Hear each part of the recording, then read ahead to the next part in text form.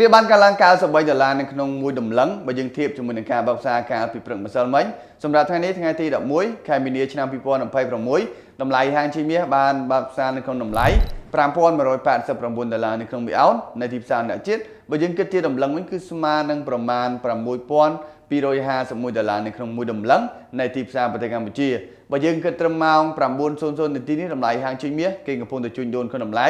$5215នៅក្នុងមួយអោននៅទីផ្សារអន្តរជាតិបើយើងគិតជាដំឡឹងវិញគឺស្មើនឹងប្រមាណ$6283នៅក្នុងមួយដំឡឹងនៅទីផ្សារប្រទេសកម្ពុជាហើយនៅជាមួយដែរយើងមានព័ត៌មានសំខាន់3ដែលចេញនៅម៉ោង8:00នាទីទី1ទាក់ទងជាមួយនឹង Core CPI ទី2ទាក់ទងជាមួយនឹងទិន្នន័យ CPI ជាប្រចាំខែនិងទី3ទាក់ទងជាមួយនឹងទិន្នន័យ CPI ជាប្រចាំឆ្នាំព័ត៌មានទាំង3នេះអាចនឹងធ្វើឲ្យតម្លៃហាងជីមាសមានការប្រែប្រួលចន្លោះពី$30ទៅ$50នៅក្នុងមួយអោនភ្លាមៗបន្ទាប់ពីឥទ្ធិពលព័ត៌មានហើយចង់ដឹងព័ត៌មានលម្អិតសូមចូលទស្សនាការវិភាគប្រចាំថ្ងៃនៅលើគេហទំព័រ Facebook ឬ YouTube របស់ក្រុមហ៊ុន PP Link Security